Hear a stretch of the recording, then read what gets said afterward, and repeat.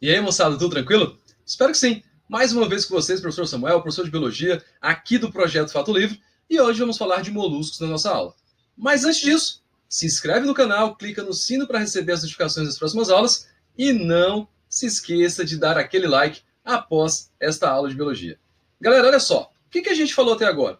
Nós vimos a parte de classificação biológica, falamos de protozoários, e aí nós falamos de poríferos, quinidários, plateumintos, nemateumintos e anelídeos. Nós já vimos 5 grupos animais. Nós então entramos agora na parte do filo molusca. E o filo molusca é aquele grupo que inclui os animais de corpo mole, caramujos, ostras, lulas e polvos. Como nós vamos ver no decorrer das aulas, o filo dos moluscos é o segundo maior em quantidade, em número de espécies. Ele tem aproximadamente ali 100 mil espécies vivas já descritas, tem várias outras ainda por se descrever, e pelo menos outras 35 mil espécies fossilizadas.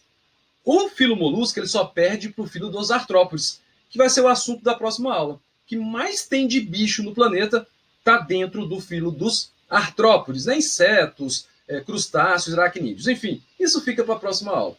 Então, na aula de hoje, nós vamos falar do grupo dos animais de corpo mole. É um grupo bastante heterogêneo, tem diversas formas dentro desse filo. Eles são adaptados a numerosos hábitats, a grande maioria é de vida livre, a maioria é marinha, embora a gente tenha espécies tanto de água doce quanto espécies de ambiente terrestre. Quem nunca viu uma lesma por aí no banheiro? Quem nunca viu um caramujo de jardim? Né? E é bem comum, até algumas espécies utilizadas na culinária, o polvo, por exemplo, a lula, ostras, enfim, esse grupo agrega várias espécies bem diferentes do ponto de vista morfológico. A característica em comum é que eles têm essa estrutura corporal mole, né, gosmenta, que é bem interessante do ponto de vista evolutivo. E aí, o que acontece?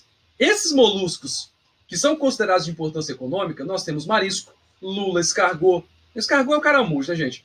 Você tem ali as ostras que vão produzir pérolas. Tem tanto a coleta de pérola natural, quanto tem fazendas de criação de pérolas espalhadas pelo mundo afora. Então é um negócio bastante lucrativo. Só que existem também os famosos moluscos prejudiciais.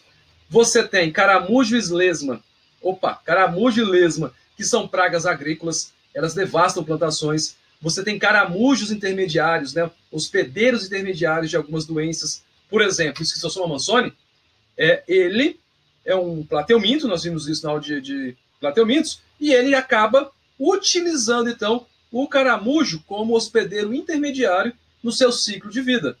Quando vocês forem estudar um pouco sobre doenças transmitidas por animais, vocês vão ver e vão lembrar do que eu acabei de falar para vocês. Então, esses caramujos, eles fazem parte do ciclo de vida reprodutivo do Schistosoma mansoni. Você tem larvas também de moluscos que se desenvolvem em brânquias de peixes. Você pode, inclusive, acabar matando esses peixes e pode acabar, por exemplo, se a pessoa, né, enfim, está produzindo peixes por piscicultura, você pode perder toda o seu tanque ali por causa de larvas de moluscos, se forem encontrados ali. Lógico, são bem poucos comparados com a grande maioria. A grande maioria é de boa, de vida livre e não faz nada, continua apenas no seu ambiente ali, vivendo sua vida dentro, fazendo seu papel dentro dos ecossistemas. Gente, o filo, ele é dividido em 8 classes. Só que, geralmente, as questões envolvem essas 3 classes que são mais conhecidas. Gastrópoda, biválvia ou pelecípoda e cefalópoda. Então, nós vamos falar um pouquinho de cada uma destas 3 classes mais importantes, digamos assim, dentro do filo dos moluscos. O que eu tenho dentro de gastrópode? Gente, gastrópodes são os caramujos, caracóis e lesmas. É o maior grupo de moluscos que nós temos. Nós temos marinhos, nós temos de água doce, tem de ambiente terrestre. E a concha, quando ela está presente, porque, por exemplo, lesmas, tanto as marinhas quanto as de ambiente terrestre, as de água doce, elas não apresentam concha. E aí, quando eles têm concha, essa concha tem um formato helicoidal. Olha esse caramujo, então esse caracolzinho aí, que bonito. Você consegue ver, então, o formato ali de hélicezinha da sua concha, né? Então tem até uma linha escura, e é a cor mesmo dessa concha. É um animal muito bonito por esse animal aí, essa lesminha aí, tá? Essa lesma não, professor. Esse caramujo. Lesmas não tem concha, galera. Olha só, até eu errando aqui já estou ajudando vocês. lesmas não tem concha, caramujo que tem concha. Os bivalves, olha o nome disso, bi, dois. Valve, gente, são válvulas, né? São duas válvulas. É um animal que tem uma concha dividida em duas partes. É encontrado tanto em água doce quanto em água salgada. E aí o exemplo mais familiar que nós temos são as ostras, mexilhões e mariscos. E aí o que acontece? Esse grupo é bem interessante porque eles têm brânquias. E essas brânquias têm uma camada de muco que aí quando a água passa pelas brânquias, né, ele retém ali partículas alimentares. Ou seja, o muco ele meio que gruda essas partículas e essas próprias brânquias vão levar essas partículas para dentro ali da região, como se fosse uma boca do animal. E aí o animal consegue, então, filtrar aquelas partículas que ele precisa para a sua alimentação. Então, os bivalves produzem pérolas, embora qualquer molusco dotado de concha possa fabricar pérola, só que as de valor comercial, tanto as que são coletadas quanto as que são cultivadas, são oriundas dos bivalves, das ostras principalmente, tá? E aqui o exemplo, então, de um bivalve, você pode perceber duas conchas, né? As brânquias filamentosas que ele usa para respirar, que ele usa para capturar os alimentos, e aí aqui um recortezinho de como é que funciona, então, a produção de uma ostra. Gente, o que acontece? O molusco que tem concha, agora eu vou falar um pouco sobre o que contém nessa concha aí. Quais são os integrantes da estrutura de uma concha. E aí o que acontece? Uma partícula estranha, um grão de areia, um micro-organismo, alguma coisa, entra ali durante o processo de filtração do animal e acaba, então, ficando entre o manto é aquela parte molenga do bicho, e a concha. E aí o que acontece? A concha começa a secretar nácar. O nácar, quando você abre uma ostra, você vai ver que tem uma parte que é totalmente brilhosa. É aquela cor da pérola mesmo. Então ele vai envolver ali aquela partícula estranha, ele vai envolver ali com um conjunto de células do manto ali, e ele vai começar a secretar, então, essa camada nacarada. Ele vai envolver essa partícula estranha até formar a pérola. Então, como é que o pessoal faz isso de forma natural? É como se fosse o sistema de defesa do bicho.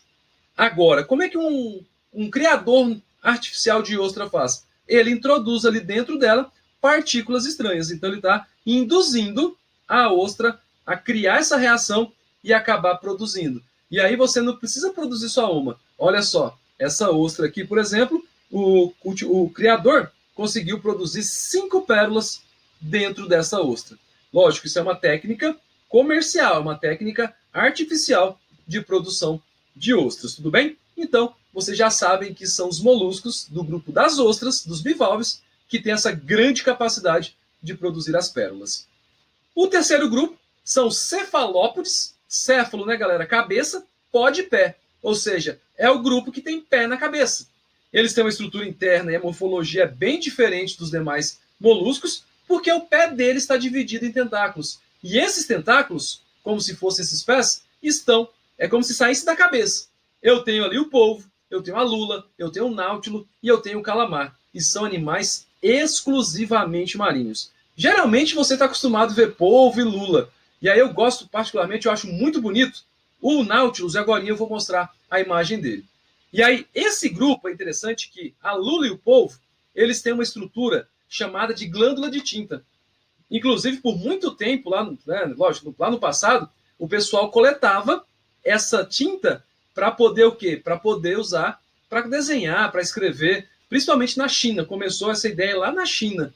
Então, por muito tempo eles foram coletados e utilizados para isso. Inclusive, hoje, usa-se até tinta de lula para fazer pratos culinários, né? Então, tem uma bastante utilidade, digamos assim.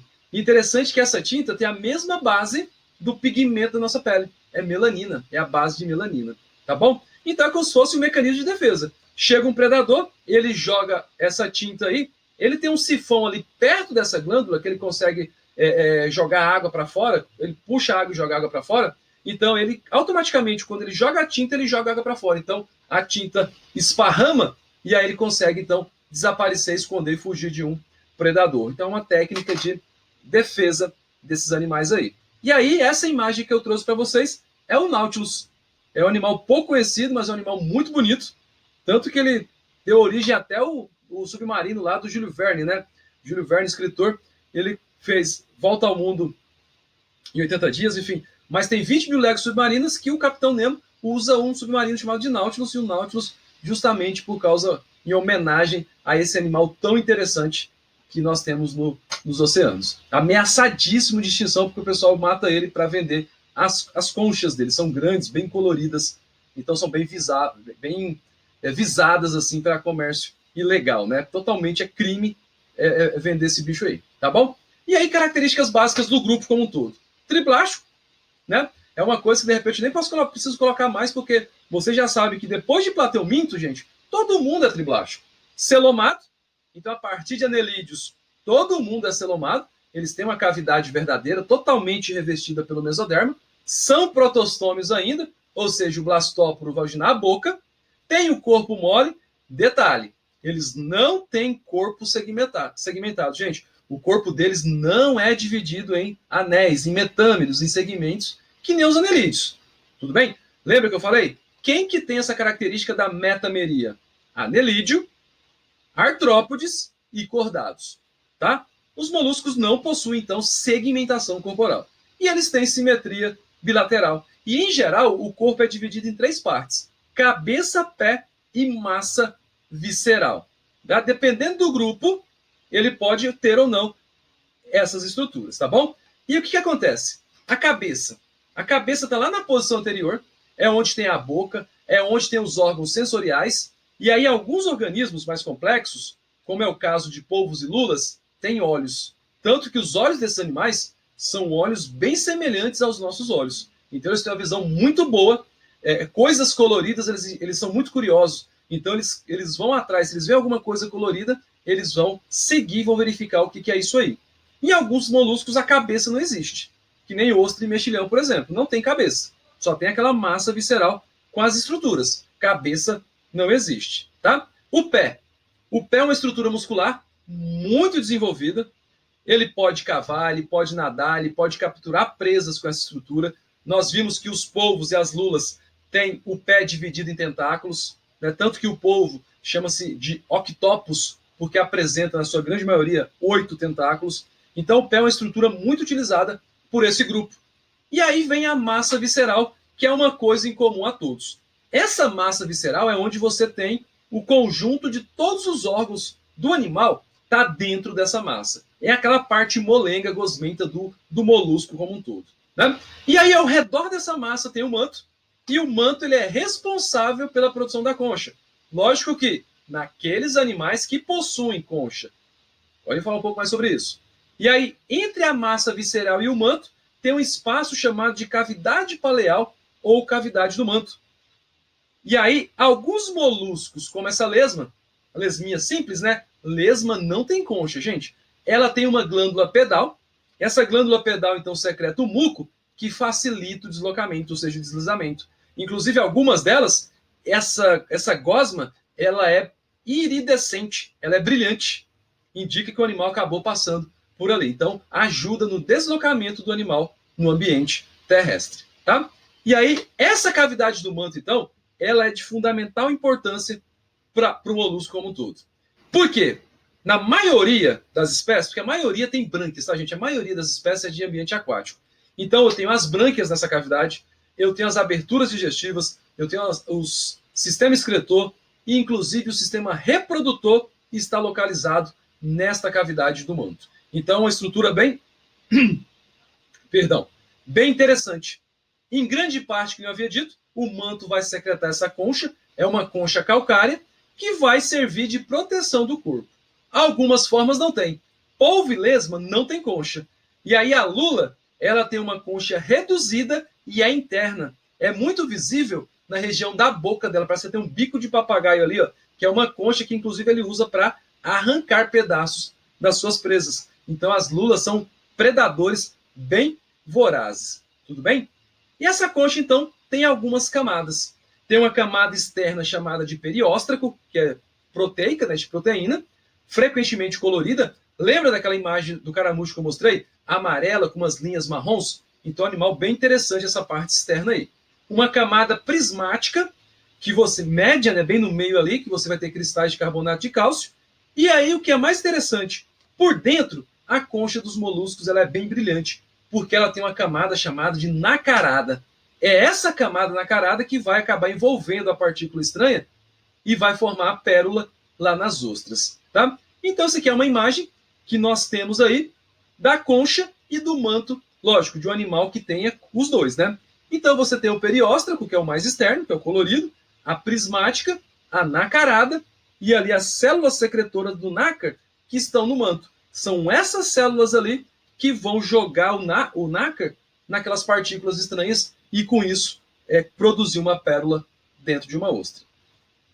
Conforme nós havíamos falado, a partir de nematóides, todo mundo tem sistema digestório completo, ou seja, molusco não é exceção, ele também tem boca e tem ânus, com exceção dos bivalves, gente, que eu havia comentado, eles não têm uma cabeça, não tem uma estrutura ali.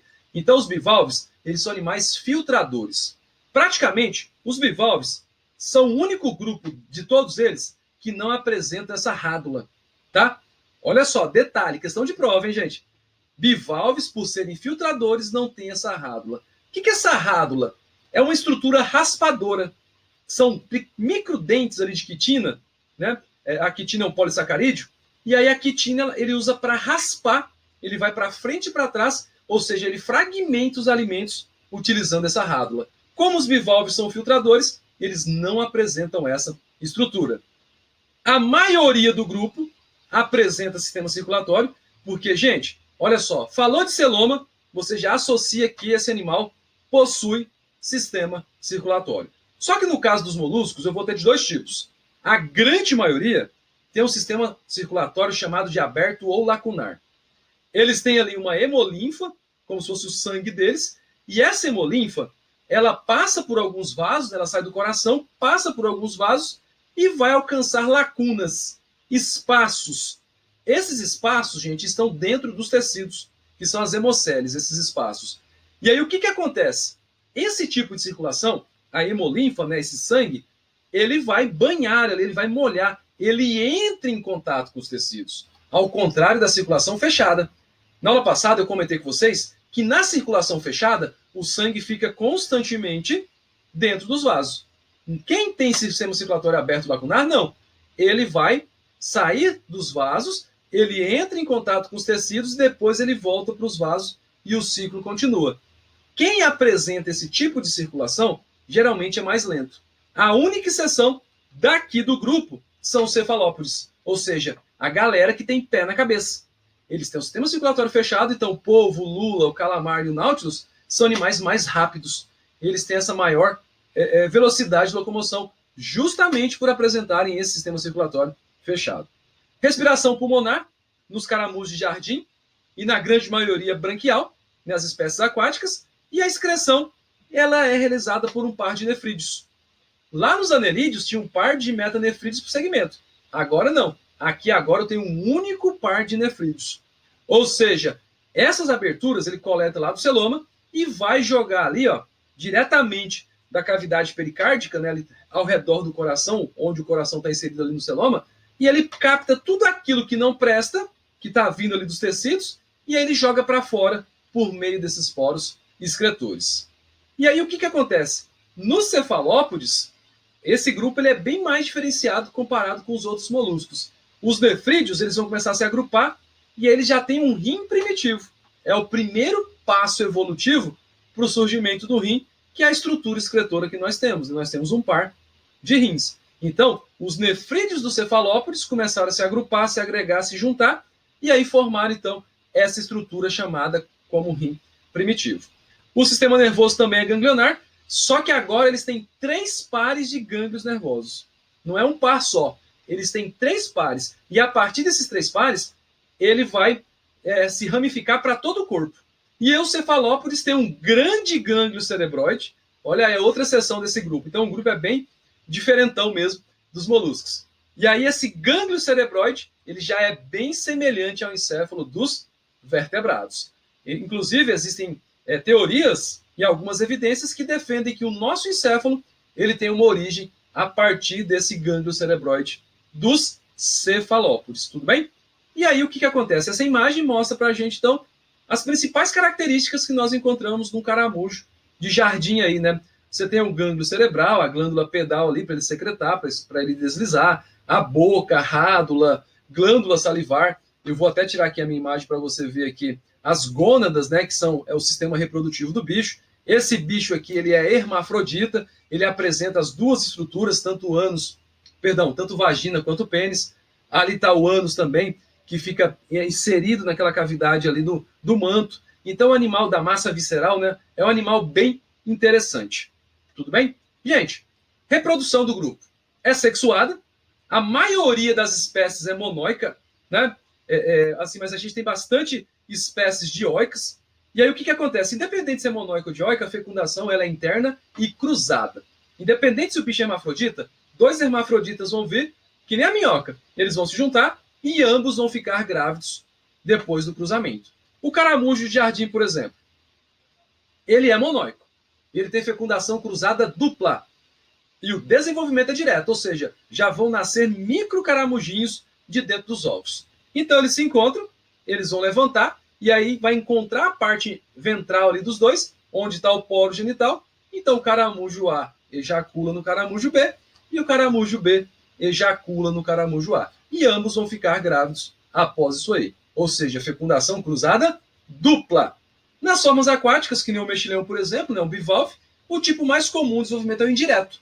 Eles têm uma fase larval chamada de Veliger ou trocófora. São dois tipos diferentes de larvas. Então, esses animais acabam se diferenciando um pouco dos outros moluscos. Ah, os polvos. Não, o polvo é de boa, fecundação interna, cruzada, tem polvo macho, polvo fêmea.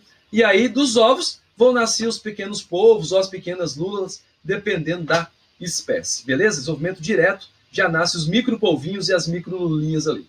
E esses são os dois tipos de larvas, né? Veliger ou Velinger também é a mesma coisa. E a trocófora, e você pode perceber que eles já apresentam uma estrutura que lembra uma conchazinha ali. Eles têm um pequeno pedaço de concha, essas duas larvas. Galera, e para fechar, vamos fazer aqui 2 exercícios. Olha só. A respeito dos moluscos bivalves, ostras, mexilhões, que são organismos importantes como fonte de alimento para o homem, assinale o que for correto. Letra A. Olha só, moluscos bivalves, ostras e mexilhões, são chamados de filtradores, ou seja, obtêm alimento filtrando a água através das brânquias durante a respiração.